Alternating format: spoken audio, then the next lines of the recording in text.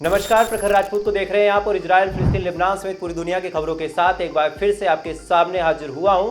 लेकिन इससे पहले कि आज आपको मिडिल ईस्ट की खबरें बताऊं, इजराइल, गजा, फिलिस्तीन, अमेरिका, ईरान की खबरें बताऊं, आज आपको अपने देश की एक बेहद दर्दनाक हादसे की खबर बताता हूँ। ये हादसा इतना दर्दनाक है और इतने लोगों की जान मुसीबत में है कि आप जब इस पूरी घटना को जानेंगे आप भी कहेंगे कि ऊपर वाले से यही प्रार्थना है कि जितने भी लोग हैं सकुशल अपने घर पहुंच जाएं। दरअसल एक प्लेन अहमदाबाद से आज दोपहर को टेक ऑफ करता है लंदन के लिए।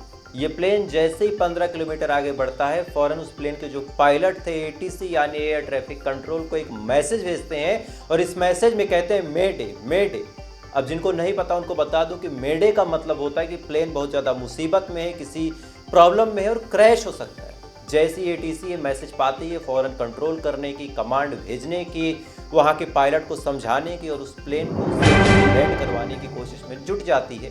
लेकिन चंद सेकंड के अंदर उस पूरे प्लेन का जो कनेक्शन था टूट जाता है एटीसी से और उसके बाद पता चलता है कि मेघानी नगर इलाके में वो प्लेन क्रैश हो गया। पूरा प्लेन आग के गुंबार में बदल गया, चारों तरफ धुआं ही धुआं फैल गया। दमकल की 9 गाड़ियाँ पहुँच गई और जब ये रिपोर्ट निकल के सामने आई और पता किया गया कि इसमें कितने लोग थे, तो 2 पायलट थे, 10 के करीब क्रू मेंबर थे और 230 लोग सवार थे। और इस 230 लोग की संख्या में जो गुजरात के पूर्व सीएम जिनका नाम विजय रूपाणी है, विजय रूपाणी भी मौजूद थे। और ये तमाम लोग अब किस हालत में हैं, क्या इनकी ज़िंदगी बची या फिर चली गई, कितने इंजर्ड हैं, क्या हुआ है, अभी तक इसके बारे में कोई कंक्रीट ठोस रिपोर्ट निकल के सामने नहीं आई है।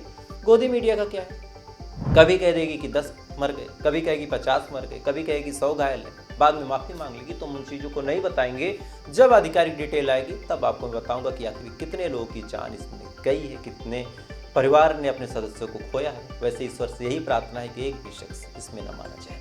खैर, बेहद दर्दनाक हादसा है, आप लोग इसके लिए दुआ कीजिएगा। अब बढ़ते हैं मिडिल ईस्ट की खबरों में।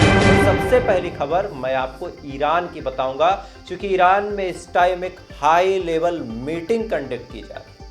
अब हाई लेवल मीटिंग क्यों, इसके पीछे बड़ी वजह है। दरअसल मैंने आपको कल भी समझाया था, आज भी बता रहा हूं कि लगातार इजराइल इस कोशिश में है, इस प्रयास में है कि जल्द से जल्द ईरान के न्यूक्लियर फैसिलिटीज़ पे हमला कर दिया जाए। क्योंकि एक बार अगर न्यूक्लियर फैसिलिटी वाला नेशन ईरान बन गया, न्यूक्लियर पावर बन गया और उसने मुहर मार दी कि अब मैं न्यूक्लियर पावर हूँ, तब इजराइल मिडिल ईस्ट में गुंडागर्दी नहीं कर सकता।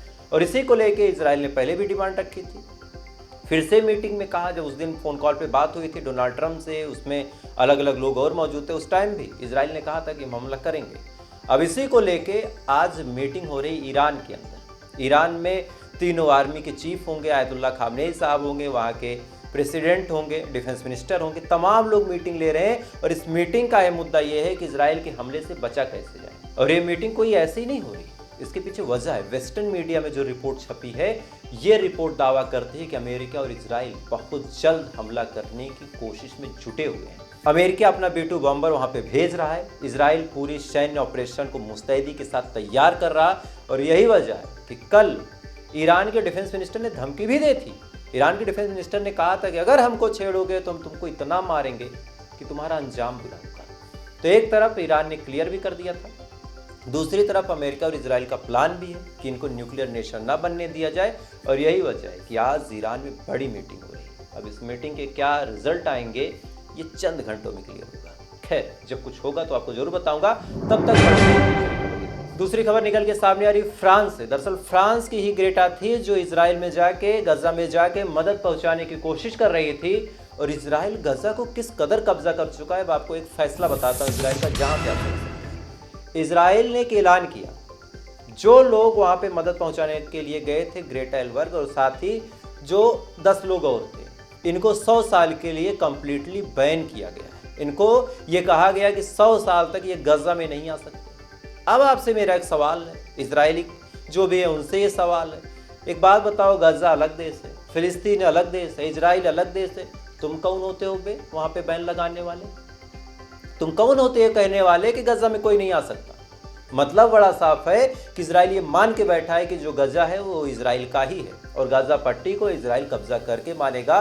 और यही वजह है कि बार बार वो ऐसे फैसले ले रहा जिससे ये बात कन्फर्म हो जाए कि इजराइल गजा का ही है और गजा इजराइल का ही है। चूँकि आप कैसे किसी दूसरे देश में किसी की एंट्री पे प्रतिबंध लगा सकते हैं? आप अपने दिमाग से ये बात मुझे बताइए, भाई कोई कैसे लगा सकता है? इसका मतलब उसके दिमाग में है कि ये देश मेरा है, इस पे मैं कब्जा करूंगा, ये ज़मीन एक दिन मेरी होगी, तो अभी से बैन लगा देता हूँ ताकि बाद में कोई ना आए।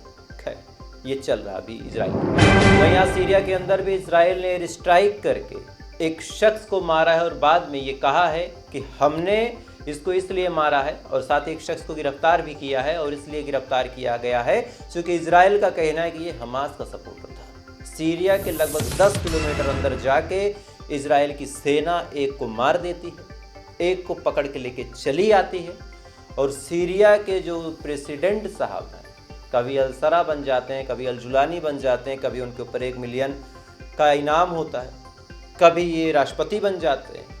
ये दुग्गल साहब एक लाइन ये नहीं खुल के बोल पा रहे हैं कि इजराइल तुम हमारे अंदर कैसे आ गए? तुम्हें डाउट था, तुम हमसे बातचीत करते, तुम्हें डाउट था, तुम हमसे कहते, हम कुछ कार्रवाई करते, तुम्हारी सेना अंदर कैसे आ गए? लेकिन सीरिया के अंदर इजराइल की आर्मी गई, जाने के बाद वहाँ पे एक को ठोका, एक को गिरफ्तार किया, रीज़न पूछा गया तो बता दिया कि ये हमास का था, हमास से हमारी लड़ाई है, तो हम आके मार दिए, और बस इतना ही। और हमें कोई सफाई नहीं देनी, कौन सी देश की सीमा है, कौन सा देश है, वो सब हम नहीं जानते। और इस पे सीरिया के मुंह पे एकदम ऐसे चैन की तरह होठ सिल दिए गए। सीरिया के किसी पॉलिटिशियन में दम नहीं है कि इजराइल के खिलाफ ये बोल सके कि हमारे देश में तो, और यही सीरिया का अब असली चेहरा है। वहीं गजा के अंदर से भी बेहद अफसोसनाक खबर निकल के सामने आ रही है, और हो सकता है कि अब गजा की रिपोर्ट बताना मुश्किल हो, और काफ़ी मुश्किल हो, चूँकि गजा के अंदर से अब सोशल मीडिया की सर्विसेज और फ़ोन कॉल को कम्प्लीटली बैन करने का प्लान इजराइल कर रहा है। यानी अब गजा के अंदर ना ही इंटरनेट चलेगा, ना ही कोई फ़ोन कर सकता है, ना ही वहाँ पे कोई ऐसा नेटवर्क होगा जिससे हम लोग वहाँ की तस्वीरों को देख सकें, वहाँ की सच्चाई को आप तक पहुँचा सकें, वहाँ क्या चल रहा है किसी का हालचाल ले सकें, फ़ोन के माध्यम से, सोशल मीडिया के माध्यम से, विजुअल्स देख के, वहाँ के न्यूज़ चैनलों को देख के, चूँकि कम्प्लीटली एक तरह से घेरने का प्लान किया जा रहा है गजा को। इंटरनेट बंद, फ़ोन सर्विसेज बंद, और भी तमाम चीज़ें बंद। और इसका रिजल्ट क्या होगा? इसका रिजल्ट बड़ा साफ है कि आने वाले टाइम में गजा को पूरी तरीके से कैद कर दिया जाएगा। वहीं आज इजराइल से भी एक बेहद अच्छी खबर निकल के सामने आई है कि इजराइल की सरकार यानी नेतन्याहू की सरकार किसी भी वक्त गिर सकती है। दरअसल अपनी कट्टरपंथी नीतियों के तहत, अब सोचिए हमारे देश में एक योजना चलती है अग्निवीर, उसको लेके जनता काफ़ी नाराज है।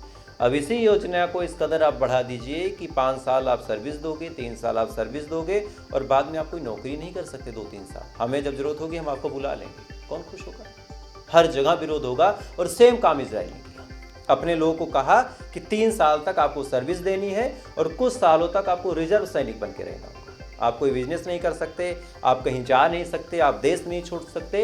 यानी एक तरह से अपने ही लोगों को गुलाम बनाने का काम नेतन्याहू की सरकार कर रही थी, और यही वजह है कि अब वहाँ पे अच्छा खासा विरोध चल रहा है। और जो लोग सपोर्ट में भी हैं उनके ऊपर टैरिफ और सेंक्शंस लगाने का काम यूके भी कर रहा।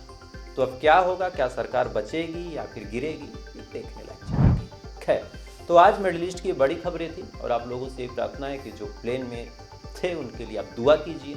अगर कोई आपका अपना था तो आप घबराए नहीं, जाके वहाँ के एटीसी से, वहाँ के एयरपोर्ट से बातचीत करें, कम्युनिकेशन करें, और जैसा होगा कमेंट भी करके बताइएगा। खैर, तो फिलहाल आज की बड़ी खबर थी। इन खबरों के बारे में आपकी क्या राय है कमेंट कीजिएगा, और ऐसी अपडेट के लिए अगर आप चाहें तो वीडियो को लाइक करके चैनल सब्सक्राइब करके अपना प्यार दे सकते हैं। थोड़ी देर बाद फिर मुलाकात होगी इजराइल, फिलिस्तीन, लेबनान सहित पूरी दुनिया की खबरों के साथ। तब तक आप अच्छे रहिए, खुश रहिए, ऊपर वाला आपकी हिफाजत करें।